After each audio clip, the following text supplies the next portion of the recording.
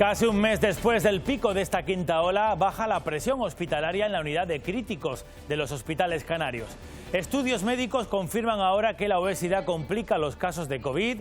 El 90%, 9 de cada 10 de los jóvenes ingresados en centros como el Hospital Universitario de Canarias son obesos. Son pacientes jóvenes, muchos de ellos obesos, los cuales pues se están presentando como pacientes que se complican, que presentan un peor desarrollo de la enfermedad en UBI. ¿Qué tal a todos? Muy buenas tardes. Una obesidad que cada vez es más frecuente entre jóvenes que aquí en Canarias el 40% ya está inmunizado. Hablamos de edades de entre 12 y 19 años. Por cierto que hoy ha visitado la Pacu-Guagua, una de ellas, la ministra de Sanidad. Nos lo cuenta, estuvo allí Elena Díez. Sí, precisamente en su visita ha destacado la implicación de todos los jóvenes canarios, jóvenes que por cierto son los que más se vacunan de toda España. Insiste en que la vacunación es el presente y el futuro para acabar con este virus y que el objetivo continúa siendo conseguir la inmunidad de grupo. Ya hemos conseguido el 70% de la población mayor de 12 años, la llamada población de ENA, que es la que en este momento es susceptible de vacunar. Y ya estamos en un 68% de la población INE, en este caso, para alcanzarlo. Esta semana se han intensificado la llegada de pateras a Canarias. Ahora mismo hay un rescate activado y en marcha muy lejos del Hierro, Aridian Marichal, y sabemos, Aridian, que hay varios fallecidos. Sí, los primeros datos hablan de 4 personas fallecidas al menos y 27 supervivientes. La guardamar Thalía se ha encargado de ese rescate, complejo rescate, a 500 kilómetros al suroeste del Hierro. Se va a culminar ese operativo en el puerto de Arguineguín. Precisamente a este puerto de Arguineguín está prevista la llegada mañana en torno a la 1 de mediodía. Hace pocos minutos llegaba hasta aquí otra embarcación, en este caso una patrullera de la Guardia Civil, que ha rescatado, según hemos podido confirmar, 2 cuerpos flotando en el mar. Según confirman desde Salvamento Marítimo, se trataría del cuerpo de una mujer y de un menor. El atentado doble de ayer en Kabul deja una matanza con 85 víctimas mortales, entre ellos 13 marines norteamericanos y más de 150 heridos. Un ataque terrorista que intensifica, Jonathan Denis, la evacuación de españoles y de colaboradores. Sí, de hecho, con el rescate esta mañana de 2 aviones con 85 colaboradores afganos y los 81 españoles que continuaban en el país, España da por finalizado su plan de evacuación de Afganistán y con el que han conseguido sacar a unas 2.200 personas del país. El presidente del gobierno califica la misión como un éxito y se muestra orgulloso. Misión cumplida. Hoy es un día en el que creo que debemos entre todos manifestar el orgullo de país, el orgullo de España. Y agradecer a todos nuestros servidores públicos el buen trabajo realizado, que ha permitido que esta misión haya sido un éxito. En España, el suicidio se ha convertido ya en la principal causa de muerte entre los jóvenes y las urgencias en psiquiatría se han multiplicado por 2. La pandemia además ha agravado la enfermedades de salud y muchos profesionales aseguran que es esencial no contribuir al silencio de este problema tan grave. Adiós a los anuncios de apuestas en medios de comunicación y en patrocinios deportivos. A partir de la próxima semana, septiembre, solo podrán emitirse estos anuncios de 1 a 5 de la madrugada. Tampoco veremos esta publicidad en estadios ni en camisetas. Entra en vigor una ley que limita la que es la segunda causa de adicción en España, el juego. Poder alojar a otro tipo de clientes, a clientes profesionales, a nómadas digitales, que es ahora mismo la tendencia en Gran Canaria. Estamos muy contentos, deseando tener ya la fibra y para poder tener la vida normal, trabajar y disfrutar cada uno en su casa del internet. Contentos y conectados se sienten ya los vecinos del casco histórico de Telde en Gran Canaria. Allí por fin llega la fibra óptica y no es un capricho porque es más bien una necesidad que permite desarrollar negocios como el de las viviendas vacacionales o el dirigido a nómadas digitales. Hemos vuelto a la zona quemada por el último gran incendio que quemó decenas de hectáreas en Gran Canaria. Hablamos de 2019, un fuego que no llegó a alcanzar los tesoros etnográficos que tiene la isla. Solo unos metros separaron el fuego de esta ladera y las cuevas de esta montaña tienen mucho que ver Lo ha demostrado un estudio del Cabildo de Gran Canaria que enseguida les contamos. Y vuelve el festival especializado en música de cine Fimushite. Ya tiene cartel, calienta motores para una edición en la que van a sonar algunas de las bandas sonoras más populares de la historia. Seguro que reconocen muchas de ellas, lo veremos en unos minutos. Y llega el fin de semana con tiempo estable, pero ojo, un poquito más de calor. Antonio Cárdenes. Sí, algo más de calor, pero soportable. Lo vamos a notar sobre todo en las medianías del sur de Gran Canaria, con termómetros rondando los 33 grados mañana. Pero en las costas las temperaturas máximas se van a mover entre los 26 y los 31. Además se esperan muy pocas nubes y las olas no van a superar el metro de altura, así que condiciones ideales para pasar este último sábado del mes de agosto en la playa.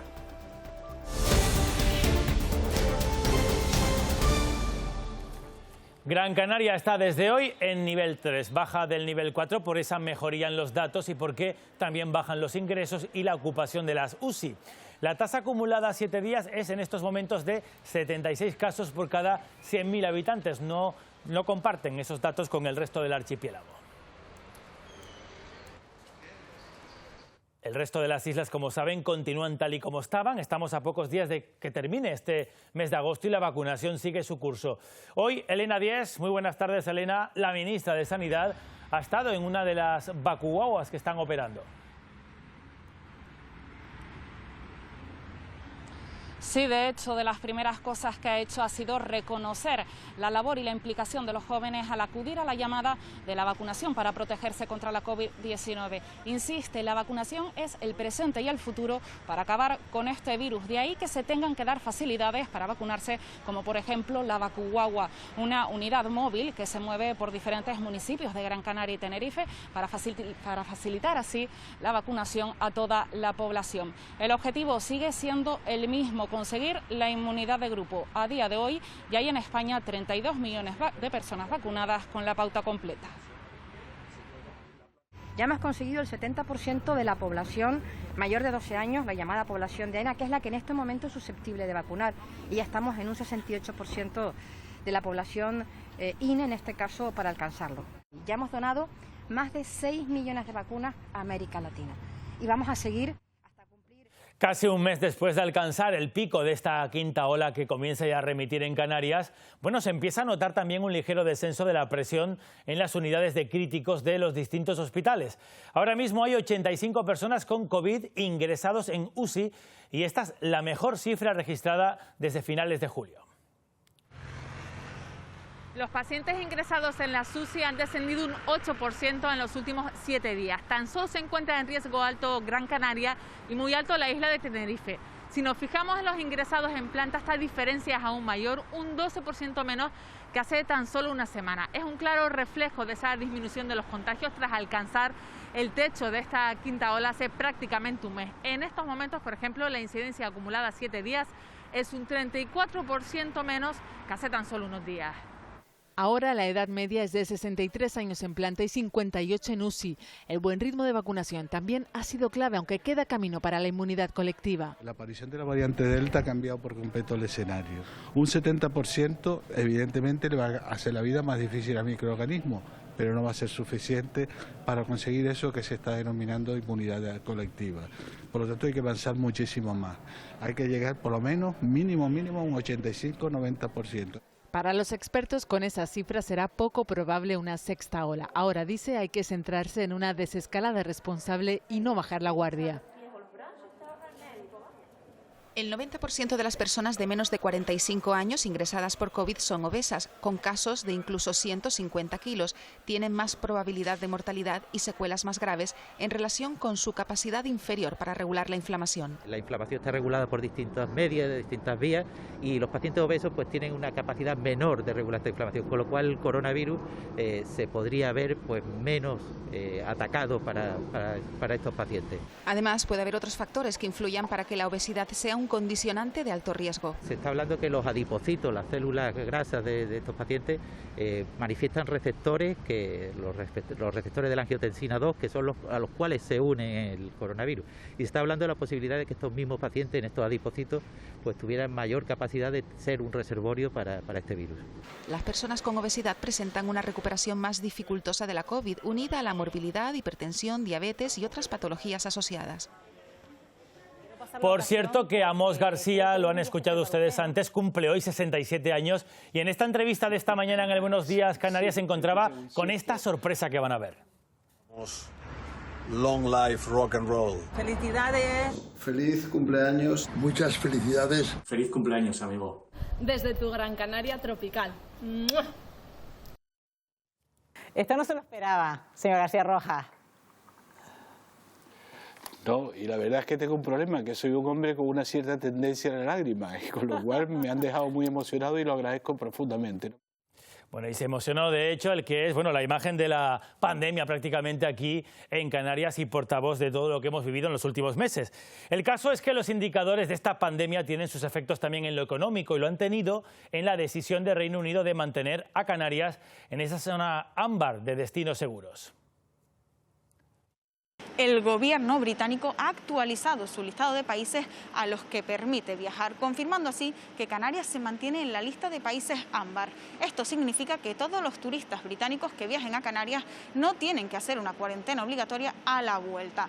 Eso sí, el gobierno de Boris Johnson ha pedido a los turistas británicos, siempre que sea posible, que se hagan una PCR como medida de precaución antes de viajar a Reino Unido. El sector hotelero de las islas recibe esta noticia con gran alivio, pero aseguran, necesitamos seguir manteniendo la guardia alta para salvar así la temporada de invierno.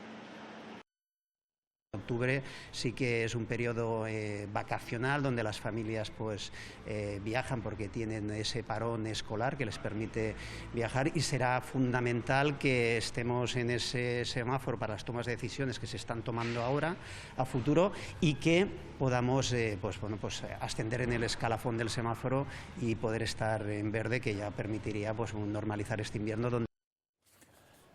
En medio de la pandemia reabren 2 hoteles en el norte de Tenerife. Esto siempre es una buena noticia. Hoteles como el Tigaiga y el Botánico, que llevaban 17 meses cerrados y que van a permitir la vuelta al trabajo de más de 30 trabajadores que estaban bajo ERTE.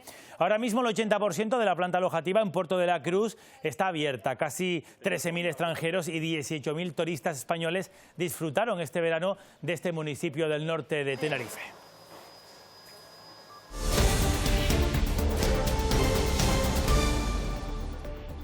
Fíjense lo lejos que está una patera localizada ayer a 500 kilómetros de la isla del Hierro. La guardamar Thalía lleva horas y va a tardar todavía aún en llegar a puerto. Es un mapa para que vean cuál es la situación. Parece que un pesquero dio la voz de alarma. Vámonos directamente hasta el Hierro, Aridia Marichal. Hay pocos datos, pero bueno, ¿qué más sabemos de esta embarcación?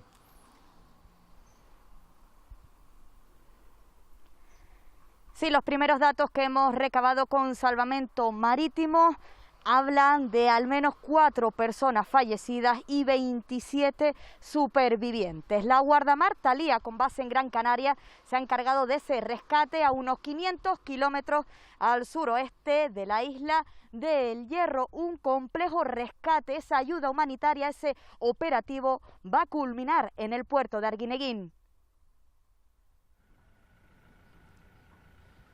Será mañana a la 1 de la tarde, previsiblemente, cuando lleguen hasta este puerto de Arguineguín. Precisamente aquí llegaba hace pocos minutos una patrullera de la Guardia Civil. En su interior, 2 cuerpos sin vida que han sido rescatados del mar cerca de la costa del Perchel, en el municipio de Mogán. Fueron localizados primero por Salvamento Marítimo, que participó también tanto por vía marítima como también por aire, con la ayuda del Elimer. Hasta aquí se trasladará en los pocos minutos la comitiva judicial para el levantamiento de estos 2 cadáveres. Seguimos también pendientes del estado de salud de las personas que llegaban ayer a este muelle de Arguineguín a última hora de la tarde. 21 personas tuvieron que ser trasladadas hasta los distintos centros hospitalarios de la capital Gran Canaria. 18 continúan ingresadas, 5 de ellas lo hacen en las unidades de medicina intensiva. 2 de esas personas son menores, aunque nos confirman desde la Consejería de Sanidad que en el caso de estas últimas no se teme por su vida. En una sola noche, 139 migrantes llegaron a Canarias. 68 de esas personas lo hicieron a Lanzarote en 2 embarcaciones diferentes, una al muelle de la Cebolla en Arrecife y otra a Punta Mujeres. 15 personas llegaron a Fuerteventura y 56 a Gran Canaria. Todo en las últimas 18 horas. En estos momentos, muchos de ellos una travesía de 10 días en estas características. Poco te dicen o poco hablan, y en estos momentos puede estar siendo bastante duro intentar, más que sea, sacarle el nombre de estas personas para que una vez que he llegado aquí, que sepamos el nombre de ellos. A Fuerteventura llegó un bebé de menos de 2 años, a Gran Canaria 6. Los números aumentan. Al tomar como referencia lo que llevamos de semana desde el lunes, han llegado 205 personas a Canarias. Otras no llegaron. 8 se buscan entre Lanzarote y Fuerteventura tras encontrar 3 cuerpos sin vida. En Lanzarote la actualidad migratoria pasa por la llegada de esas 2 pateras en las últimas horas y el dispositivo de búsqueda de los migrantes desaparecidos que naufragaron el pasado miércoles de madrugada a unas 15 millas al sur de Lanzarote. Si hacemos recuento, en los últimos 2 días han llegado a las costas de la isla unas 4 embarcaciones con 144 migrantes, aunque hay que lamentar que de ellos 3 mujeres se localizaban sin vida y 8 siguen sin estar localizados, están desaparecidos en alta mar. Ese dispositivo de búsqueda desde ayer ha pasado de manera activa a pasiva debido al repunte migratorio que vivimos en el archipiélago y se ha dado aviso a todos los barcos y pesqueros de Fuerteventura y Lanzarote. Gracias, vamos a quedarnos ahí en Lanzarote porque Coalición Canaria ha criticado que el Estado trate con distinto rasero a los menores no acompañados que llegan a Ceuta con los que arriban aquí en pateras a Canarias. En Arrecife, Fernando Clavijo ha valorado la respuesta que se le está dando, dice, a los migrantes que llegan al archipiélago. Nos hemos encontrado un pueblo solidario y unas ONG que son las que están dando la talla y las que están atendiendo de manera digna a esas personas que llegan exhaustas, huyendo de la muerte y de la miseria. Paralelamente, lo que queremos es demandar soluciones, porque al final Canarias no puede soportar en solitario toda esta migración, porque es un problema de Europa y es un problema de España. El atentado de ayer en el aeropuerto de Kabul, en Afganistán, ha acelerado y ha complicado mucho la evacuación. Vamos hasta Madrid. Jonathan Denis, parece que España, Jonathan, va a estirar esta salida todo lo que pueda. Sí, después de los atentados que se producían ayer en esos accesos al aeropuerto de Kabul y los que murieron más de 100 personas, España ha decidido finalmente esta mañana dar por finalizado su plan de evacuación de Afganistán. Antes, eso sí, 2 aviones han recogido en Kabul a los últimos colaboradores o a los últimos 85 colaboradores afganos y también a los 81 diplomáticos y militares españoles que continuaban en el país coordinando todo este plan de evacuación y que previsiblemente llegarán a lo largo de la tarde a esta base aérea de Torrejón de Ardoz. Así las cosas, Pedro Sánchez ha convocado esta mañana una nueva reunión interministerial en donde ha abordado la situación, luego ha hecho una comparecencia, ha dicho que la misión en Afganistán está cumplida, que es un orgullo para todo el país este plan de evacuación con el que se han conseguido sacar unas 2.200 personas del país, entre ellas un 47% mujeres, y también se han comprometido con los afganos para no dejarles solos, para buscar, dice, vías alternativas para aquellos que quieran seguir intentando salir del país, al menos lo puedan intentar.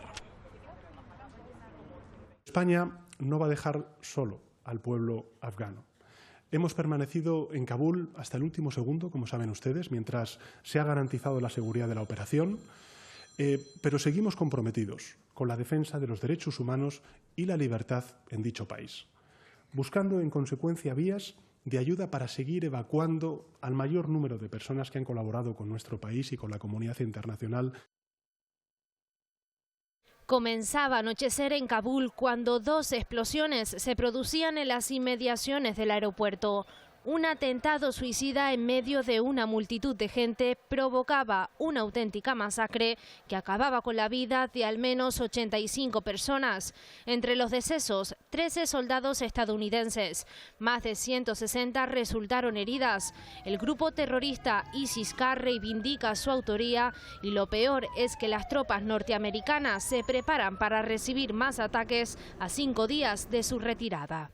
We will not forgive. We will not forget. No perdonaremos, no olvidaremos, los perseguiremos y les haremos pagar. Defenderé nuestros intereses y a nuestra gente con cada medida a mi disposición. El presidente Biden asegura que harán pagar a los terroristas. El ejército estadounidense se quedará como tenía previsto hasta el 31 de agosto para evacuar a todos los civiles y cooperantes que sea posible repatriar. Hemos escuchado antes a Pedro Sánchez, cuyo gobierno de coalición ya ha iniciado los trámites para la subida del salario mínimo a partir del mes de septiembre.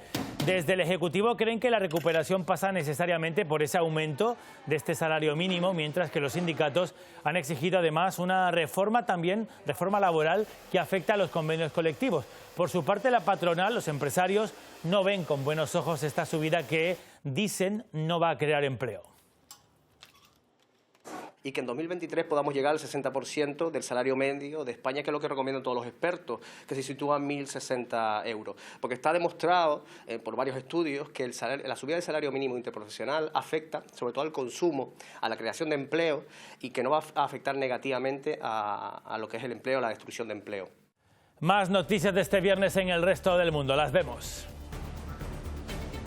Alrededor de 136 niños que se encontraban secuestrados hace 3 meses en Nigeria han sido liberados tras el pago de un rescate. Los menores, estudiantes de una escuela coránica de la ciudad de Tejina, han sido trasladados a la ciudad de Mina, donde se reunirán con sus familiares.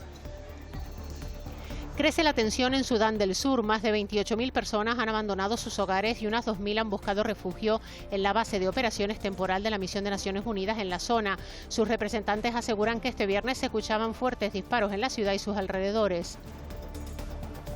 Ya son 20 los fallecidos a causa de las intensas lluvias que han caído en Venezuela y que además han provocado desprendimientos de tierra y desbordes de ríos. 1.200 viviendas han sido destruidas y 17 personas continúan desaparecidas. Los incendios de Estados Unidos en Minnesota y California han provocado la pérdida de miles de kilómetros de superficie de bosque y aún no están controlados. En el caso de California, más de 1.000 personas han tenido que abandonar sus hogares al noreste de la ciudad de Los Ángeles.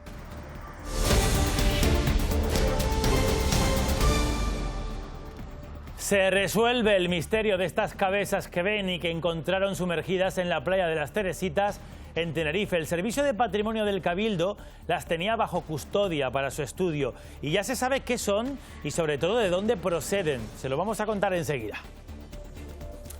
Tras el derrumbe de este miércoles del edificio en Peñíscola, en Valencia, en Castellón, hoy se decretaba un día de luto oficial al haber encontrado finalmente sin vida el cuerpo de una vecina que faltaba todavía por localizar.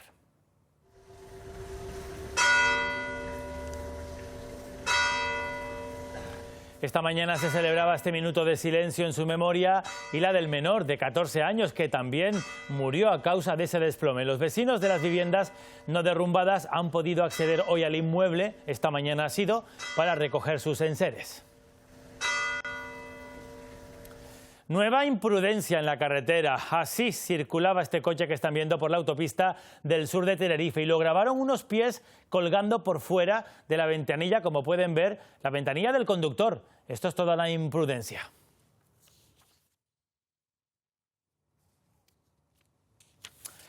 En España, el suicidio se ha convertido en la principal causa de muerte entre los jóvenes y las urgencias en psiquiatría se han multiplicado por 2. La pandemia agrava estas patologías y los profesionales piden que no se silencie este problema.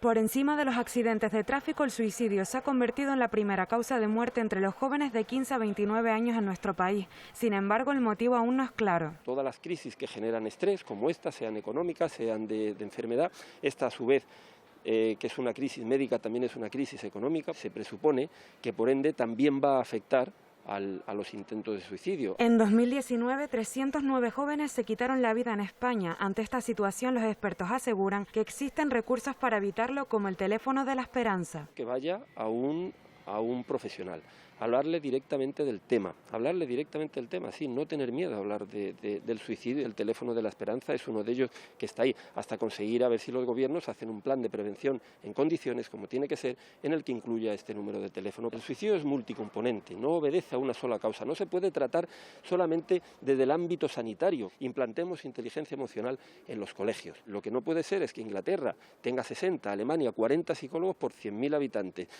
y España tenga 6 psicólogos por 100.000 habitantes. Es ridículo. Una decisión que se puede revertir ya que no están solos y hay medios dispuestos a ayudarles. Los serreños siguen reclamando igualdad con el resto de las islas a la hora de pagar, en las tarifas que se pagan para repostar el depósito del coche. Tal es así que ante la ausencia de respuesta, una consejería del Cabildo ha optado por el boicot a la única empresa suministradora de combustible que hay en el Hierro. Una acción con la que pretenden plantar cara al monopolio de la empresa suministradora de la isla. Hoy cualquiera de sus carburantes supera con creces el euro 20 el litro. 15 vehículos más maquinaria agrícola de la consejería que repostarán a partir de ahora en esta estación de la cooperativa de la Frontera. Esto también implicará una reducción en los costes de las arcas públicas que suponen 40.000 euros anuales. Asimismo, el consejero de Medio Rural y Marino ha expresado que impulsará la puesta en servicio de la estación ubicada en El Majano, concretamente en la cooperativa de ganaderos. El sobrecoste del combustible en la isla pues afecta pues a toda la sociedad herreña y en este caso particularmente también al sector primario. Estamos hablando que el 40% de la flota de vehículos vinculados al sector primario pues pueden verse acogidos pues a esta posibilidad que hace que se reduzca el precio del combustible, ¿no? La publicidad de las apuestas online se reduce a la mínima expresión. A partir de septiembre estos anuncios van a quedar relegados a la madrugada y además se prohíben sus patrocinios en medios y también en eventos deportivos. Soy pasión. Soy líder. A partir del 31 de agosto, la publicidad de esta actividad solo estará permitida entre la 1 y las 5 de la madrugada para acabar con lo que el Ministerio consideraba la ley de la selva. Una proliferación totalmente desproporcionada de este tipo de publicidad, sin límites horarios, sin límites de ningún tipo con respecto a quién se dirigía y el tipo de publicidad que se hacía, ¿no? Su impacto ha sido devastador en los últimos años. Las apuestas online son ya la segunda causa de tratamiento por adicción al juego en España, después de las tragaperras, triplicando usuarios en una década. Una actividad legal, en la mayoría de casos no genera problemas, pero tampoco es una actividad inocua. Conocemos casos, bueno, pues de gente con auténticos problemas y de gente que ha empobrecido a todo su entorno. La publicidad digital se mostrará únicamente en los portales de los operadores del juego. En redes sociales solo se podrán emitir mensajes publicitarios a sus seguidores. Lo que se pretende es que desde la propia casa de apuestas se establezcan medidas para advertir de los riesgos, para advertir que hay adicción o existe esa posibilidad y por lo tanto potenciar lo que se denomina el juego seguro. También están limitados los patrocinios. Hasta 6 equipos de primera división comenzaron la Liga de Fútbol esta temporada sin publicidad en sus camisetas. La Liga y entidades representantes del juego y medios digitales han recurrido al Supremo para frenarla. Se contemplan multas de entre 100.000 y 1 millón de euros en caso de incumplimiento. La última ola de calor terminó con un incendio en La Palma, como saben, pero dejó también cuantiosos daños en cultivos desde Tijarafe hasta Fuencaliente. No solamente plataneras y aguacates, también y mucho afectó a los viñedos. La ola de calor dejó importantes daños en cultivos de aguacates, plataneras y viñedos. Fue un buen invierno y se esperaba una cosecha fructífera, pero las altas temperaturas, los fuertes vientos y la baja humedad hicieron que la cosecha quedara mermada hasta un 30%, un 90% cuando hablamos de malvasía. El enemigo ahora de todo esto es que echándole el agua, en vez de coger reservas, que van a ser pocas, empieza a brotar. Se crea ella que está en primavera y haga ese efecto de brotación, que todavía puede ser incluso peor. Hay un proyecto de hacer unos tanques en cabecera aquí en los Llanos Negros y otros tanques en las Machuqueras para poder paliar esta sequía y poder paliar estos golpes de calor inesperados que nos vienen. Hoy, la consejera regional ha conocido in situ los numerosos daños de un cultivo que no siempre está asegurado. Las ayudas a los asegurados son mayores que a los no asegurados para facilitar que las personas se aseguren, que es una de las necesidades, creo, de nuestro sector, ¿no? Que estemos todos asegurados. Bueno, esos incendios, esos fuegos, sobre todo cuando son forestales, ponen en peligro más que la flora y la fauna, mucho más. Hay bienes etnográficos que se esconden en medio de la vegetación. Hasta 1000 de estos tesoros etnográficos ocultos durante 60 años quedaron al descubierto tras el gran incendio de Gran Canaria en 2019. Caminar por la cumbre de Gran Canaria es dar un paseo por la historia. eras, senderos, acequias o lavaderos han sido redescubiertos, pero el gran incendio de 2019 también sirvió a los técnicos para sacar otra conclusión. Todo el hábitat en cueva, todos los bienes patrimoniales etnográficos elaborados en cueva soportaron muy bien el paso del incendio. Por lo tanto, el fuego se quedó a solo unos metros, pero no entró en estas cuevas, lugares que han tenido diferentes usos a lo largo de la historia. Aquí vemos, por ejemplo, una serie de elementos de huecos en el suelo que te evidencia que habían oquedades que muchas veces, si no era para poner una cerámica, ponían una serie de palos verticales que dividían las cuevas, que eso se va a reutilizar después también, esa idea. Más tarde también se usaron como alpendres y para separar las vacas de los toros. Las oquedades han quedado intactas, pero las paredes de estas montañas sí que han tenido un efecto. Según este estudio realizado por el Cabildo, el fuego no entró en las cuevas, pero el calor generado por el incendio sí que afectó a las piedras de esta ladera, ocasionando después algunos desprendimientos. Por eso aún se mantienen cerrados puntos como este. Un fuego que arrasó el centro de la isla, pero donde la naturaleza, una vez más, se vuelve a abrir paso.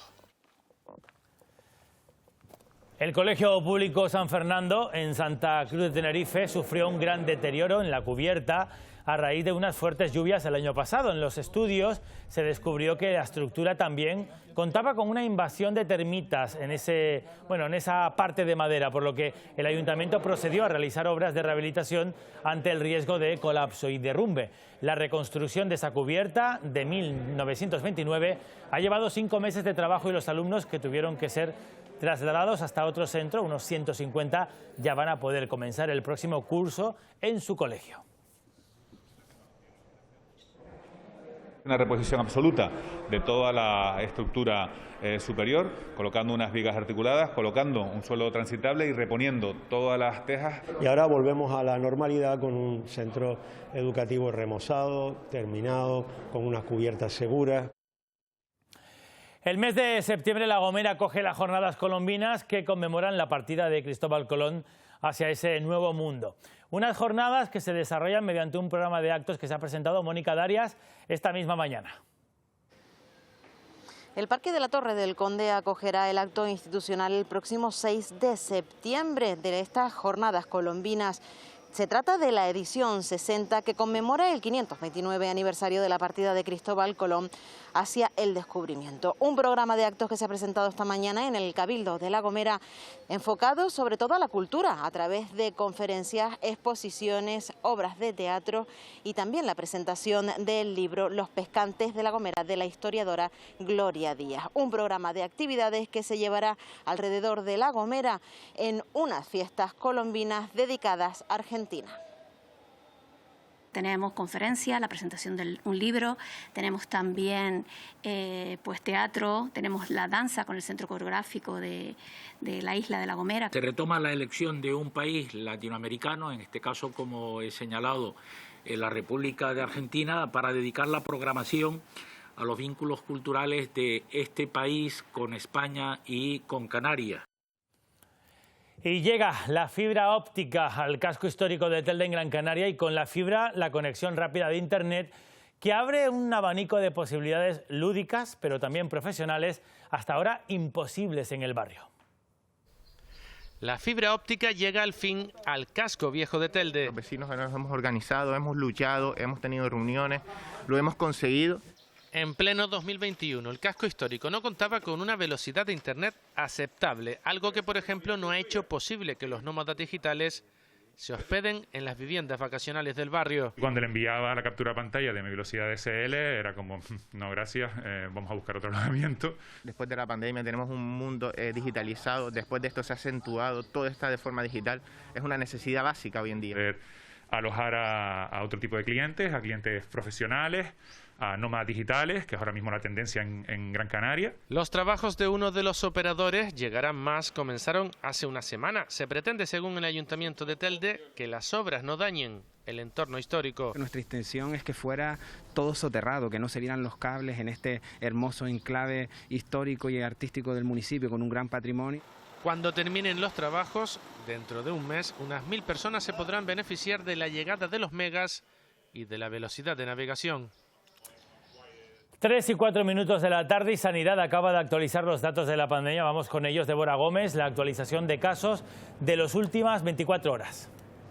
Así es, los últimos datos indican que en Canarias hay 212 nuevos casos en las últimas 24 horas. El total de casos activos en las islas asciende a 13.663, de los cuales 81 están ingresados en las unidades de cuidados intensivos de los hospitales de las islas y 372 permanecen hospitalizados. Tenerife sigue siendo la isla que acumula mayor número de contagios con 95, Gran Canaria 91, Fuerteventura 15, Lanzarote 7 y La Palma 3. Hay que lamentar 5 nuevos fallecimientos.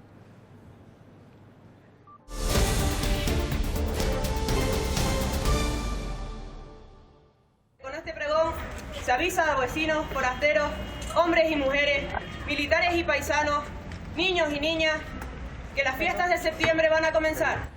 37 años después, las fiestas del Cristo de la Laguna en Tenerife recuperan la figura de este pregón a caballo. Una comitiva encabezada por la masona Sara Expósito ha dado ese pistoletazo de salida a unos festejos que han arrancado con un recorrido por la ciudad de los adelantados. No se trata propiamente del pregón oficial, porque este se va a leer el próximo 1 de septiembre. Es una breve cabalgata anunciadora que invita a que nos unamos todos a la fiesta grande de la Laguna.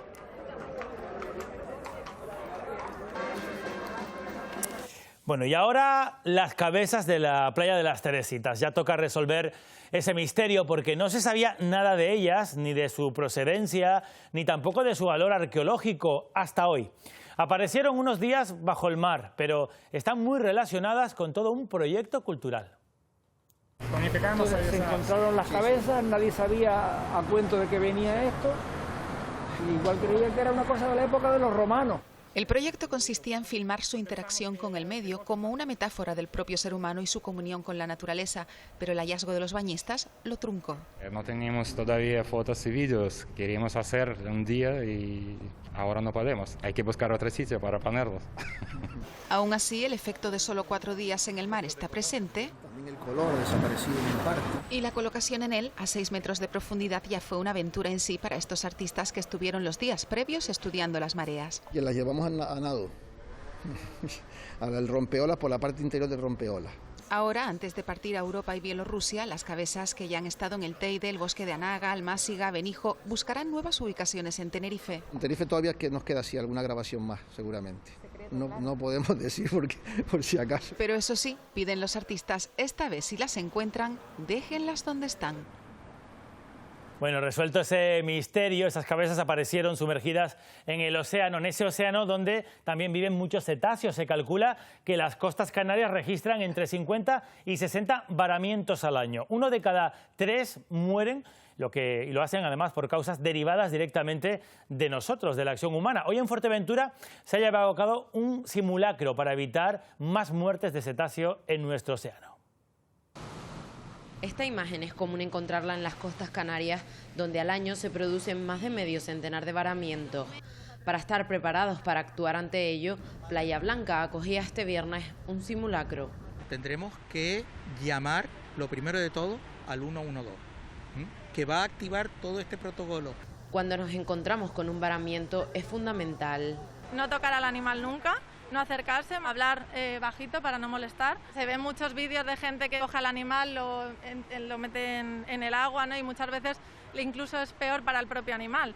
Entonces, porque no, hay que valorarlo, hay que saber por qué ese animal ha varado. Esta parte de aquí hay que mantenerla libre, porque es la parte por donde respira. Si se la tapamos, le estamos haciendo flaco favor. Para conseguir una mayor eficacia y rapidez de actuación, incluso salvar la vida del animal, se han creado materiales de apoyo como este pontón. Lo que estamos haciendo realmente es verificar que funcionan correctamente, cómo se puede mejorar el diseño, cómo se puede adaptar específicamente a los animales que son más habituales en Canarias. Actuar con responsabilidad cuando se produce un varamiento puede ser clave para que los animales regresen al mar con vida.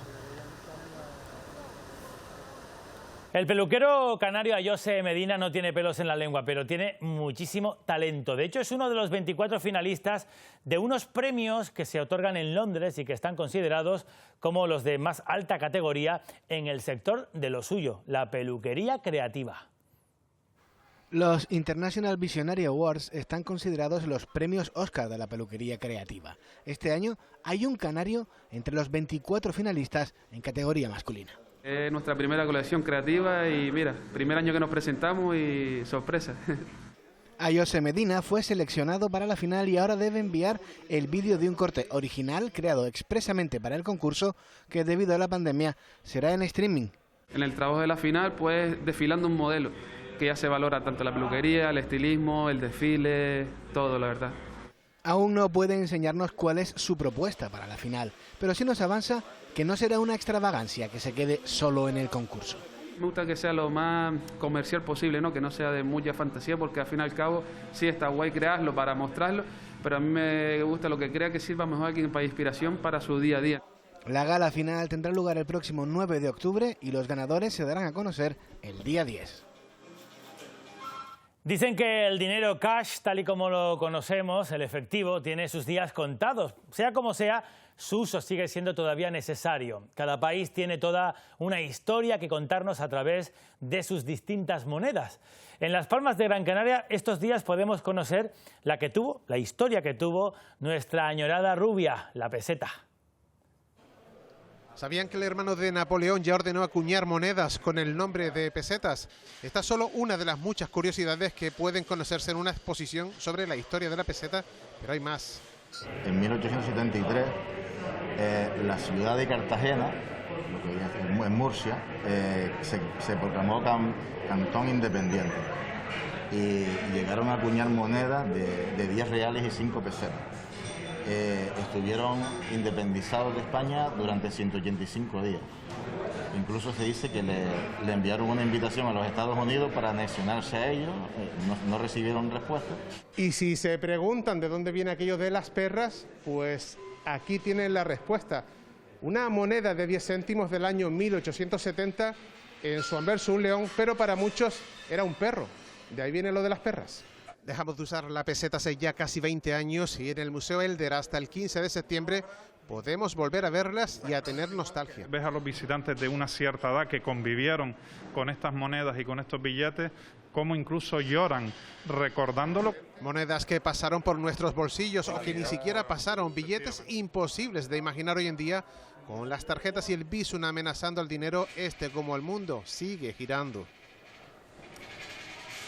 El Festival de Música de Cine de Tenerife este año se va a celebrar del 17 al 26 de septiembre. Ya se ha presentado el cartel de esta edición, que tiene además imágenes icónicas del cine que corresponden a películas que tuvieron unas aún más emblemáticas bandas sonoras. Imposible olvidar la sintonía creada por uno de los homenajeados este año, Antón García Abril, para la serie... Ah, sí, esto es... Esta me la sé, lo que pasa que ahora mismo está muy conocida. Es El hombre en la tierra, de Félix Rodríguez de la Fuente. Naturalista, que es uno de los representados en el cartel de la 15 edición del Fimusité.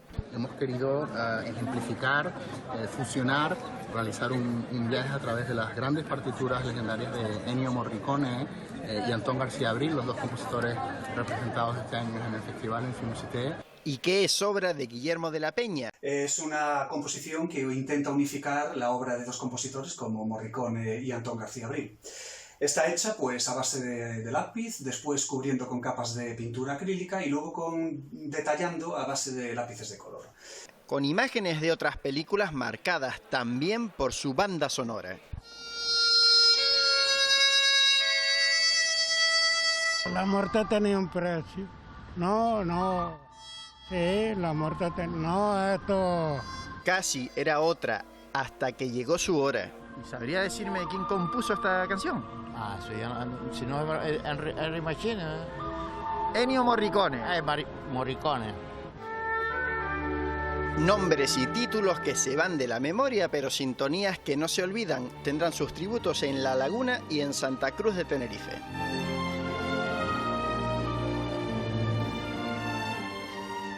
La producción audiovisual es otro de los sectores económicos que intentan volver a la normalidad. Junto al océano es el título de este cortometraje que están viendo. Se está rodando estos días en la cumbre de Gran Canaria, dirigido por el vasco afincado en las islas, Carlos Alastrey, y con la soledad y el desamor como temática. Cuenta con los actores canarios Sira Ascanio y Sergio Garoé en su reparto. Ok, vale. Bueno, un apunte más para el adelanto de la crónica deportiva. En deportes, dos nombres propios, Jonathan Viera y Luis Miguel Ramis, o no sé yo, Almudena, si debiera decir Mourinho. Y no lo decimos nosotros, Paco, sino lo dice Luis Miguel Ramis, porque suya es la frase cuando se compara él mismo con Mourinho. El entrenador del Tenerife se refiere a su inconformismo con la plantilla. Le gusta lo que tiene, pero quiere más fichajes. Lo escucharemos luego en la previa del partido ante el Oviedo. Pero quien juega hoy es la Unión Deportiva Las Palmas a las 7 de esta tarde frente al Huesca. Eso sí, un cuarto de hora antes, Jonathan Viera saltará al césped del Gran Canaria, no para jugar todavía, sino para ser presentado ante la afición, Paco. Hay ganitas, ¿no? Hay muchas ganas de verlo jugar, verlo de vuelta a casa. Sí, pero todavía hay que tener un poco de paciencia porque le quedan algunas semanas para recuperarse de su lesión de rodilla. Enseguida vemos todos los detalles, además de Juegos Paralímpicos y más asuntos. Muchas cosas. Gracias, Almudena. Enseguida se quedan con los deportes. Nosotros regresamos el lunes, pero sigan ustedes informados también aquí en esta casa, sábado y domingo. Muy buen fin de semana. Adiós, buenas tardes.